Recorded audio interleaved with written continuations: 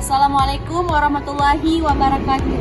Kami dari kelas 2A2 kelompok 4 ini mempresentasikan hasil dari kerja kelompok kami, yaitu menganalogikan sel sebagai kota.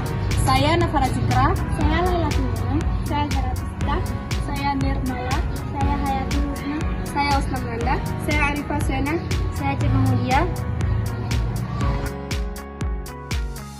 Membran sel.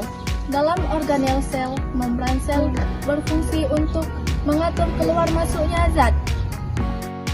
Dalam kota sel, membran sel berfungsi untuk pintu gerbang kota atau petugas keamanan yang berfungsi untuk mengatur apa yang masuk dan keluar kota, seperti imigrasi, ekspor, dan impor.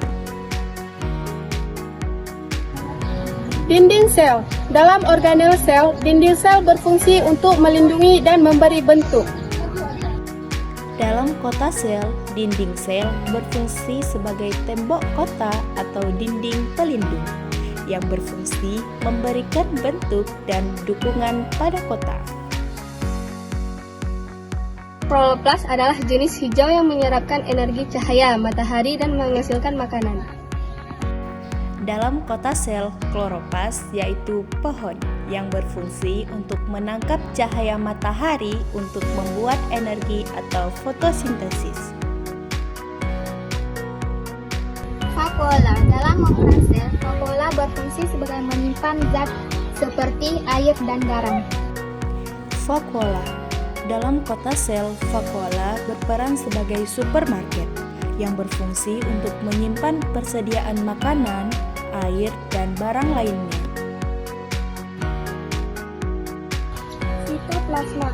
Dalam organel sel, sitoplasma berfungsi sebagai tempat berlangsungnya reaksi kimia. Sitoplasma yang berperan sebagai kantor tata kelola kota yang berfungsi sebagai tempat berbagai aktivitas kota berlangsung. Nukleus. Dalam organel sel, nukleus berfungsi untuk mengatur seluruh aktivitas sel. Nukleus.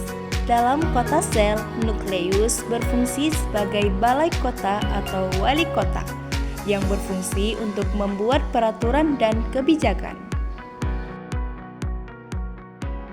Badan Golgi. Dalam organel sel berfungsi untuk mengemas dan memproses protein.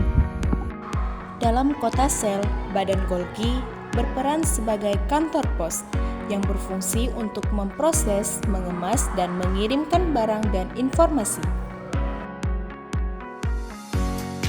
Retikulum. Dalam organel sel, retikulum berfungsi untuk mengangkut zat halus dan kasar.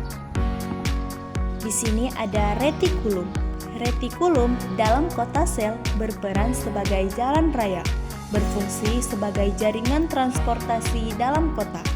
Dan ada plastida yang berfungsi sebagai taman kota. Lisosom.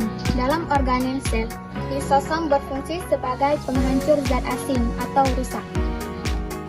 Selanjutnya ada lisosom. Lisosom dalam kota sel, lisosom berperan sebagai tempat pembakaran sampah yang berfungsi untuk membuang limbah dan mendaur ulang material. Mitokondria. Dalam organel sel berfungsi untuk menghasilkan energi pembangkit listrik.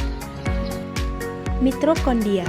Dalam kota sel, mitokondria berperan sebagai pembangkit listrik yang berfungsi untuk menghasilkan energi untuk seluruh aktivitas kota.